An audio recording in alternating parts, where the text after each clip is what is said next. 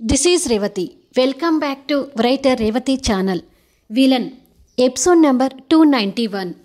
సంతోషంలో యశ్వంత్. చివరికి టెండర్ ఎవరికి వచ్చింది? కథలకి వెళ్ళబోయే ముందు దయచేసి వీడియోకి ఒక లైక్ ఇవ్వండి, అలాగే హైప్ ఇచ్చి వీడియోని సపోర్ట్ చేయండి. టెండర్ ఆఫీసులో టెండర్ సబ్మిట్ క్లోజింగ్ టైం 5 నుండి 4 నిమిషాలకు వచ్చింది.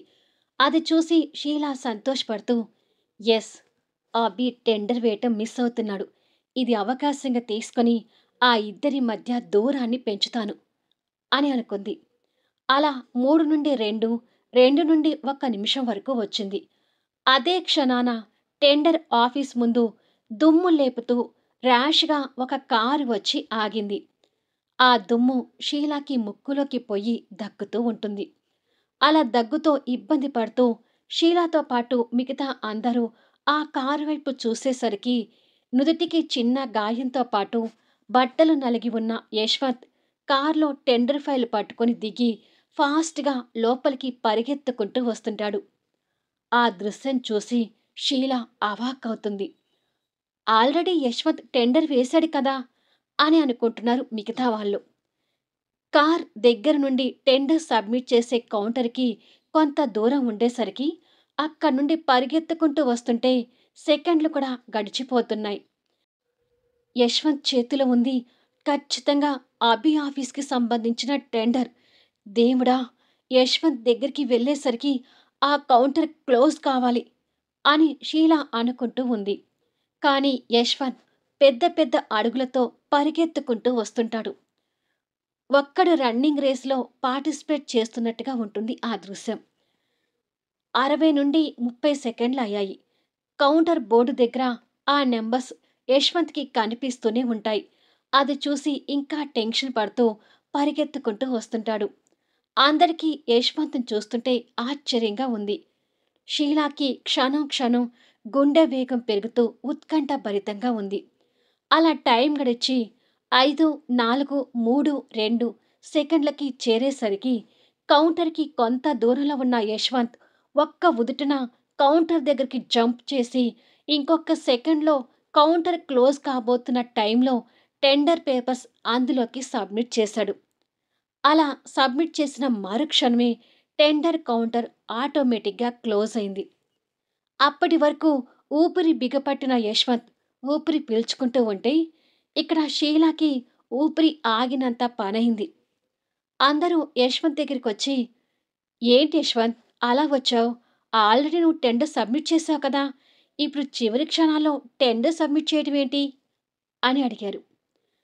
పరిగెత్తుకుంటూ రావడం వలన చెమటలతో ఆయాసపడుతున్న యశ్వంత్ ఎదురుగా ఉన్న షీలాని కోపంగా చూస్తూ, ఆ టెండర్ నాది కాదు, అభిది అని అన్నాడు. ఆ చూపులకి అర్థం తెలిసి షీలా అసహనంతో కోపంగా చూస్తుంటే, వాట్, అభిదా? అభిది నువ్వు సబ్మిట్ చేయటం ఏంటి అని అడిగారు. ఆ రౌడీలను పంపించింది షీలా అని యశ్వంత్కి తెలిసి తనని కోపంగా చూస్తుంటాడు. నేనే రౌడీలను పంపించి ఉంటానని ఆల్రెడీ యశ్వంత్ గెస్ట్ చేశారని అర్థమవుతుంది. ఈ విషయం వాళ్ళకి చెప్తాడా అని షీలా మనసులో అనుకుంటూ ఉంటే, చెప్పు యశ్వంత్, అభి టెండర్ నువ్వు సబ్మిట్ చేయటం ఏంటి? పైగా ఇద్దరు ఎంత బావాబామర్దులైనా శత్రువులాగానే ఉంటారు. ఈ టెండర్ కోసం ఇద్దరు పోటీ పడుతున్నారు. అలాంటిది అభి టెండర్ నువ్వు సబ్మిట్ చేయటం ఏంటి అని ఇంకొకసారి అడిగారు. కానీ యశ్వంత్ రౌడీల విషయం చెప్పకుండా దాటవేస్తూ, మా చెల్లికి పెయిన్స్ వస్తున్నాయని చెప్పాను కదా, అభి హాస్పిటల్కి వెళ్ళాడు, సో టెండర్ నేను సబ్మిట్ చేశాను అని చెప్పాడు. ఓ అవునా, దాదాపు ఈ టెండర్ కూడా మీ ఇద్దరిలో ఒకరికి వస్తుందనుకుంటున్నాం. నువ్వు అభి టెండర్ మిస్ చేసుంటే ఖచ్చితంగా టెండర్ నీకే వచ్చేది కదా అని మాట్లాడుతూ ఉంటే యశ్వంత్ షీలాని కోపంగా చూస్తూ టెండర్ విన్నర్ అనౌన్స్మెంట్ గురించి వెయిట్ చేస్తూ ఉన్నాడు. అదే సమయంలో హాస్పిటల్లో ప్రసూతి రూమ్లో దివ్య నొప్పులు పడుతూ ఉంది. ఆ రూమ్ బయట అభి, జయరాం గారు, కళ్యాణి గారు, సంజు, పూర్ణ, ఆదిత్య, స్వాతి టెన్షన్ పడుతుంటారు. దివ్య పెయిన్స్తో ఇబ్బంది పడటం అభికి వినిపిస్తుంటే అభి ప్రాణం విలవిలలాడుతుంది. ఇలా కొద్దిసేపటికి ఇక్కడ పాప పుట్టినట్టుగా ఏడుపు వినిపించడంతో పాటు టెండర్ ఆఫీస్లో tender winner is Abhi group of industries అని ఒకేసారి వినిపించడం జరుగుతుంది. అది విని షీలాతో సహా అందరూ యశ్వంత్ వైపు చూస్తుంటే యశ్వంత్ ముఖంలో భావోద్వేగమైన చిరునవ్వు కనిపిస్తూ ఉంది. చివరి సెకండ్ల వేసి సాధించుకున్న యశ్వంత్ అని అన్నారు మిగతా వాళ్ళు. యశ్వంత్ అంతకు అంతా సంతోషపడుతుంటే షీల ఆ సంతోషం చూసి ఇక అక్కడ ఉండలేక అక్కడి నుండి జారుకుంటుంది. తను అలా వెళ్ళటం యశ్వంత్ కోపంగా చూస్తూనే ఉన్నాడు. ఇక్కడ పాప ఏడుపు విని అందరూ సంతోషపడుతున్నారు. ఇక టెన్షన్ పడుకు అభి అని సంజు అంటూ ఉండగానే ఒక డాక్టర్ అక్కడికి వచ్చి మీకు పాప పుట్టింది, తల్లి బిడ్డ ఆరోగ్యంగా ఉన్నారు అని చెప్పింది. అది విని అభితో పాటు అందరూ సంతోషపడుతున్నారు. బేబీని చూడొచ్చా డాక్టర్ అని ఆదిత్య ఆతృత పడుతూ అడిగాడు. కొద్దిసేపటికి రూమ్కి షిఫ్ట్ చేస్తాం, అప్పుడు వెళ్ళి చూడండి అని చెప్పి డాక్టర్ వెళ్ళిపోయింది. పాప పుట్టింది అనగానే అందరూ సంతోషపడుతున్నారు. కంగ్రాచులేషన్స్ అభి అంటూ అందరూ అభికి కంగ్రాట్స్ చెప్తున్నారు. అభిలో సంతోషం విరజిల్లుతుంది. కానీ అంతలోనే టెండర్ సబ్మిట్ చేయలేకపోయినందుకు బాధపడుతున్నాడు. సంజు అది గ్రహించి దగ్గరికొచ్చి అనుకోని పరిస్థితి వల్ల టెండర్ సబ్మిట్ చేయలేకపోయావు, బట్ కూతురు పుట్టి తండ్రి అయ్యావు కాబట్టి ఈ సంతోషంలో ఆ విషయం చిన్నదవుతుంది. పాప పుట్టిన సంతోషాన్ని ఎంజాయ్ చేయి అని అంది. అభి నవ్వుతూ అవును సంజన అని అన్నాడు. మరి కొద్దిసేపటికి అందరూ దివ్య రూంలో ఉన్నారు. దివ్య బాలింతగా కొంచెం అలసటతో బెడ్ రెస్ట్కి ఆనుకొని కూర్చొనుంటే పురిటి పాప అభి చేతిలో కనిపిస్తూ ఉంది. కూతుర్ని చూసి అమితమైన ఆనందపడుతున్నాడు. అందరూ కూడా దగ్గరికి చేరి పాపని చూస్తున్నారు. పాప చాలా బాగుంది కదా అని అందరూ అనుకుంటూ ఉన్నారు. అభి పాపని కన్నుల నిండా చూసి తరువాత దివ్య వైపు చూసి నీకు ఎలా ఉంది దివ్య అని అడిగాడు. బాగున్నాను అభి, నా గురించి వర్రీ అవసరం లేదు అని చెప్పింది. అది విని తన అత్త మామ తల్లితో పాటు మిగతా అందరూ సంతోషపడుతున్నారు. ఒకసారి మా మనవరాలు ఇవ్వు అభి అంటూ కళ్యాణి జయరాం గారు పాపని చేతులకు తీసుకున్నారు. అక్కడి నుండి పాప అందరి చేతుల్లో తిరుగుతూ ఉంది.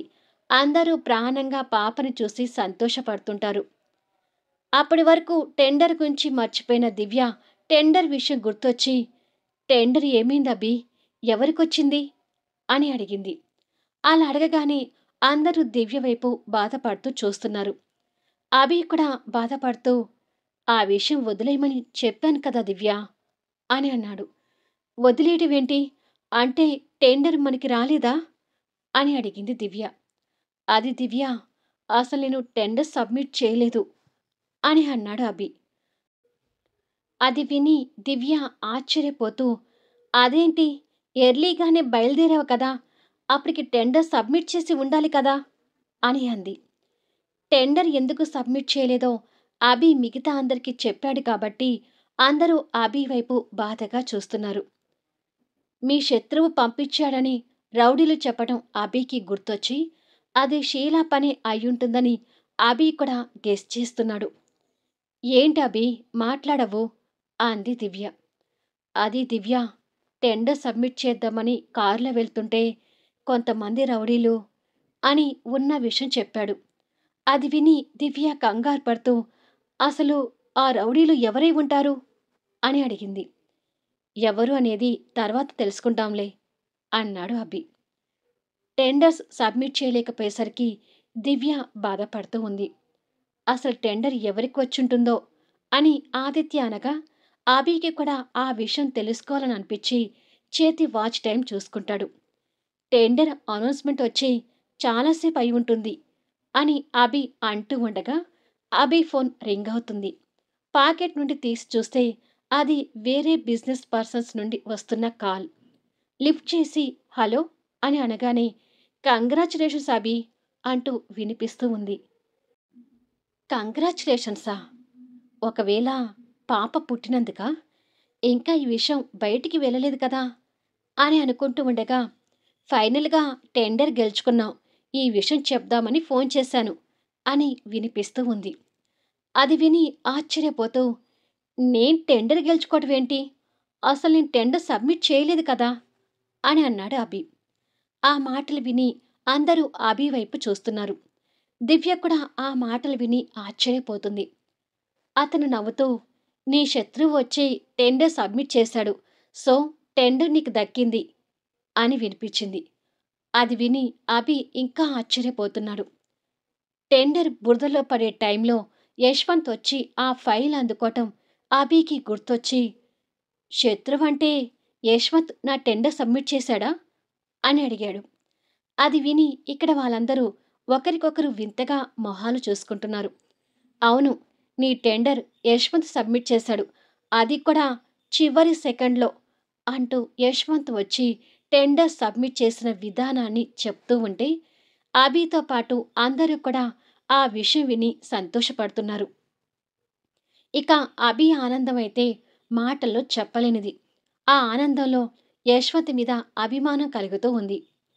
ఓ గాడ్, మా టెండర్ అన్నీ సబ్మిట్ చేశాడా?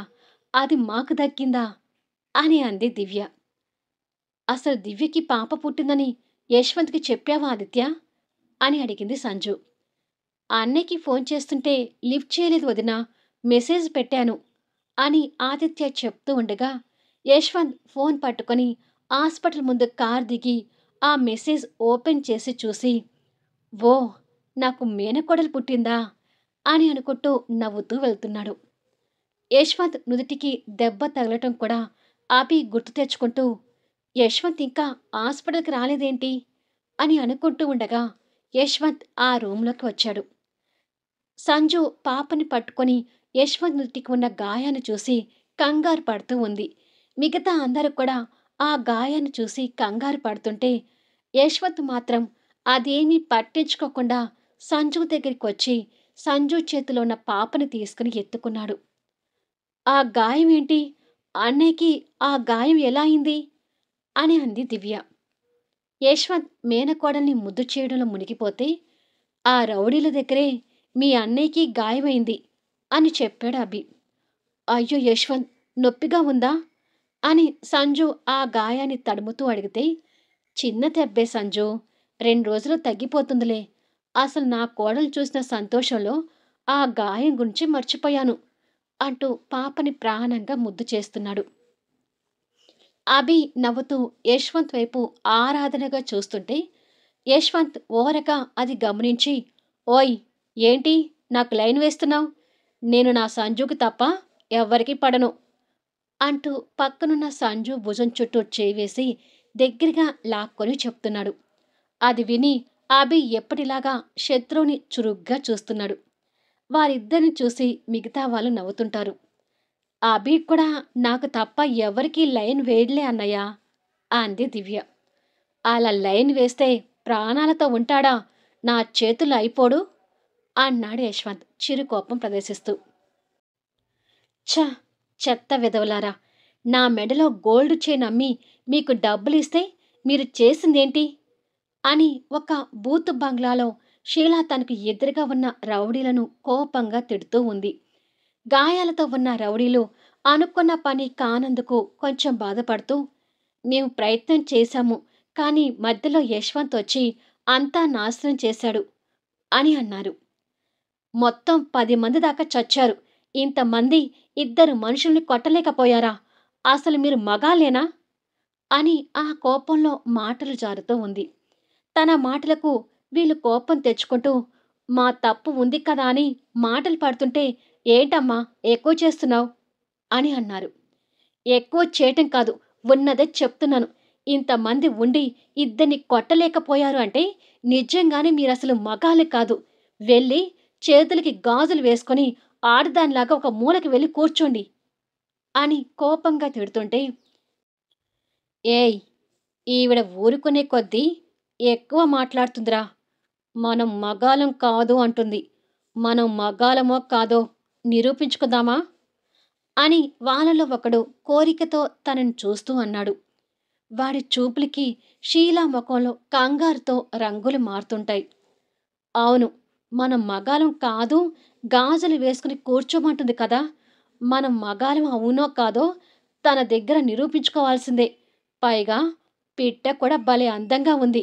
అందరం కలిసి మజా చేసుకుందాం అంటూ మాకుమ్ముడిగా తన మీదికి వెళ్తుంటారు. అప్పటి వరకు కోపంతో రెంకెలు వేసిన షీల వాళ్ళు అలా రావడం చూసి భయపడుతూ ఉంది. కథ నచ్చితే దయచేసి లైక్ చేయండి, హైప్ ఇవ్వండి, మీ అమూల్యమైన కామెంట్స్ షేర్ చేయండి. Thank you for listening.